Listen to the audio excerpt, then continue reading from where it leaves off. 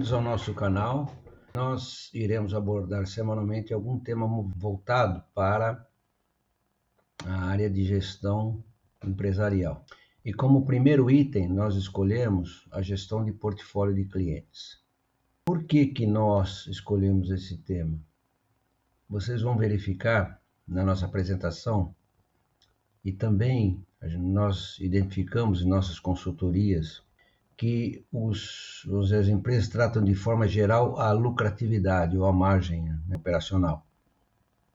Ora, minha margem é 12, minha margem é 14, é boa. Mas como é que isso se compõe? Este é o nosso propósito hoje. Bom, a saúde financeira tem sempre o foco no amanhã, né? Esse é um grande ponto. E toda e qualquer decisão empresarial é uma decisão financeira. Olha, se você contrata mal, se você tem excesso de horas extras, se você tem uma rotatividade, um turnover muito elevado, isso afeta diretamente o caixa e, consequentemente, também a lucratividade do negócio. Ora, se eu não compro bem ou deixo ter um estoque elevado, então o dinheiro, em vez de estar na minha mão, está em estoques, né? E nem sempre isso valoriza, né? E quando você tem estoque, você tem que ter espaço, né, para gerir, você tem que ter seguros, tem que ter uma série de outras coisas, né? Então, isso aí, toda decisão empresarial é uma decisão financeira. E tudo deságua no caixa. Então, se nós analisarmos isso, nós veremos tanto a parte de vendas, como a parte de custos, como a parte de pessoal, como a parte de despesas de estrutura, de sede, né? Resultado financeiro também, tudo isso acaba, vamos dizer, desaguando no caixa.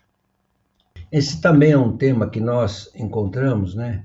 Que é o princípio da consistência. Isso aqui tem nesse livro Ciências de Vendas, de Luiz Gaziri. Então ele diz o seguinte: quanto mais tempo uma pessoa passa acreditando em certas coisas, mais difícil ela acreditar em algo novo, sendo para ser consistente com aquilo que sempre fez, né? Então, como é que nós temos encontrado isto? Nas nossas consultorias, muitas vezes nós chegamos, né, e apresentamos coisas novas, né, modernas, e a pessoa fala, não, eu fiz isso há 10 anos atrás, estou fazendo isso desde 10 anos atrás, dá certo, né? Mas não quer dizer que aquilo seja o melhor. Então, consequentemente, fomos buscar este princípio da consistência, né? Então, as pessoas desacreditam em tudo para ser consistente com aquilo que sempre fizeram, né?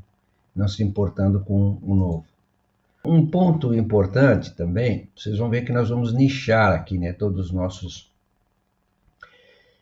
Quando você fala em crescimento de vendas, às vezes a pessoa fala, é venda nova. Não, os novos clientes, não é só isso. Você também tem uma parcela de fidelização e retenção de clientes, você tem a questão dos reajustes de preço, ou seja, não deixar dinheiro na mesa, né? Corrigir, né, o equilíbrio econômico-financeiro por meio de preços, e muitas vezes os contratos são anuais e durante um ano a empresa acaba suportando os aumentos de custos, né, de pessoal e de matéria-prima, e o reajuste de preço, principalmente aqueles que têm contratos com empresas, né, B2B, é só anualmente, né? Então acaba se mexendo no produto e há insatisfação por parte do cliente. E os novos produtos. Então, o crescimento de vendas tem 4 eixos, esses 4 eixos principais, e cada um desses eixos tem que ter um tratamento distinto, diferente, né?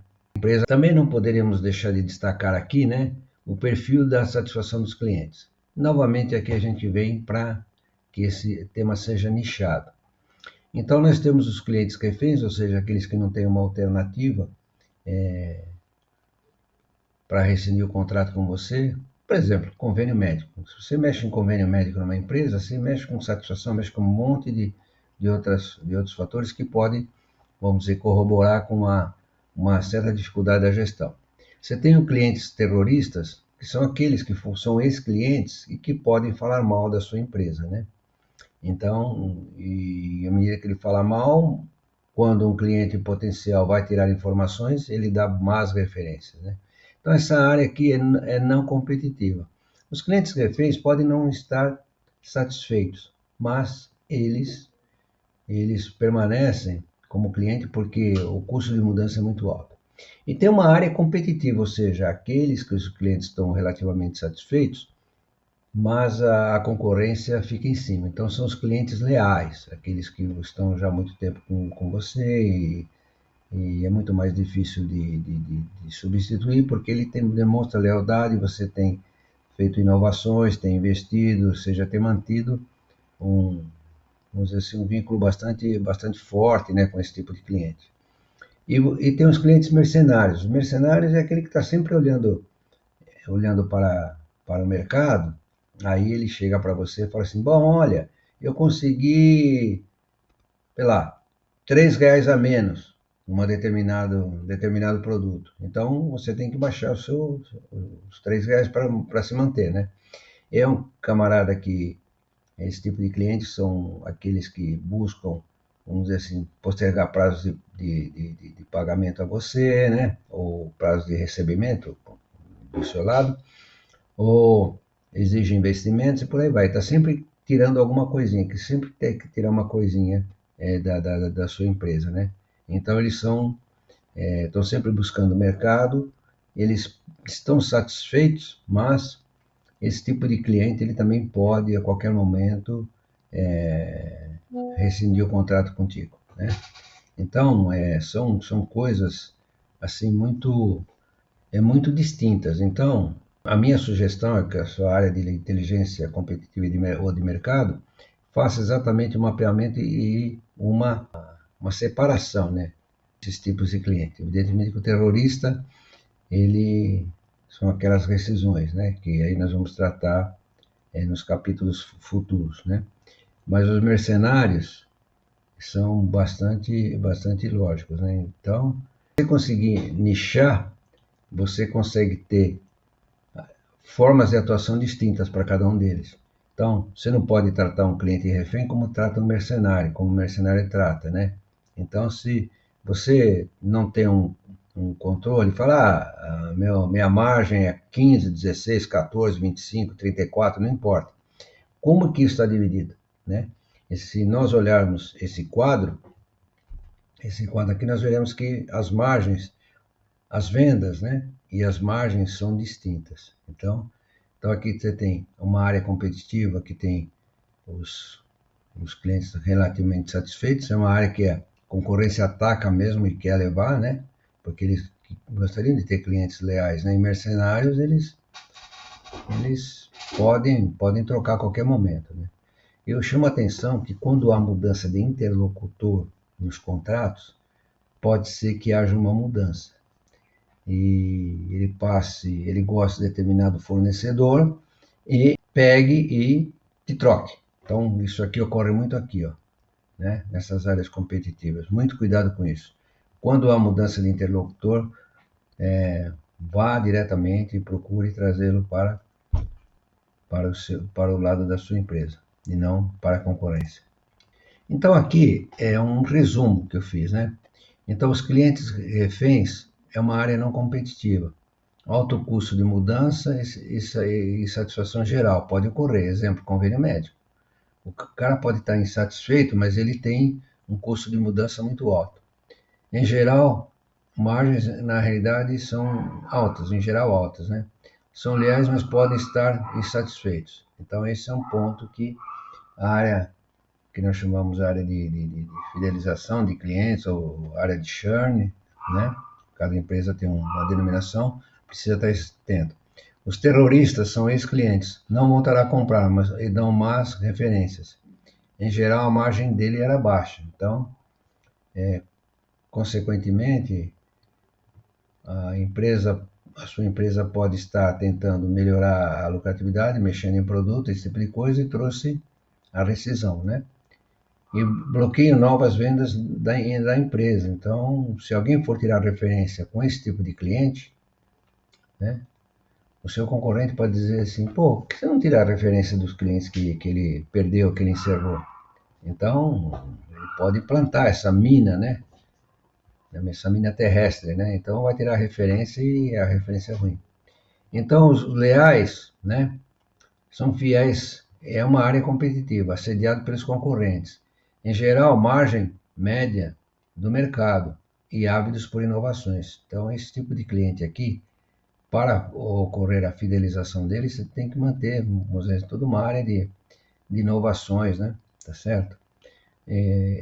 Dependendo do mercado que você atua, tem muitas mudanças de produto, tem muitas mudanças de equipamentos, né? E que favorecem esse tipo de coisa. É uma fonte de referência para a expansão. Então, se na realidade os clientes da área competitiva, os leais ou fiéis e que estão satisfeitos, né? Então ele pode servir de referência como expansão comercial. E mercenários, área competitiva, toma preços no mercado concorrencial e negociam melhorias em produtos, condições financeiras, investimentos, etc. Né? Em geral, a margem é acima da média do mercado e é assediado pelos concorrentes. Né? Os concorrentes, se tem uma área de inteligência competitiva de mercado, ele consegue mapear isso bem. Né? Apesar de satisfeitos, né? De insatisfeitos e fiel, desde que haja reavaliações em condições financeiras de investimentos. Então, quer dizer, esses clientes da área competitiva, é importante estar sempre, né, ligados e atentos, né, porque esses provavelmente, mais os referentes, têm aí uma margem média, né, operacional bastante importante. Então, esses aqui é um resumo, basicamente, do quadro anterior. Então, qual é a estratégia do portfólio de clientes? Ou seja, pegar os mercenários e transformá-los em leais ou fiéis, e depois, posteriormente, em reféns, né? Então, tudo exige estratégia, por isso que eu disse, tem que nichar, né, ou segmentar cada um deles, quais são os clientes que se encaixam em todas as situações, para que você possa ter estratégias, né? Tem estratégia evidentemente, dos clientes. Então, tem que tirar ele de mercenário, porque toda vez que ele exige alguma coisa, o prazo de pagamento maior, ou algum benefício, investimento, na realidade está tirando dinheiro do seu caixa, né? E você tem que transformá-lo em leais ou fiéis, cuja margem é maior, né? Certo? Então, são esses aqui os pontos desse nosso primeiro tema de hoje, né? E no próximo encontro nós vamos falar da gestão do portfólio de produtos. A gestão de portfólio de produtos, ela vai de encontro à gestão de portfólio dos clientes. Então, se nós conseguirmos associar, nós veremos isso, né? Associar produto com cliente, a probabilidade de um aumento da margem é muito maior. E, consequentemente, fidelização e retenção maior. Tá bem? Muito obrigado.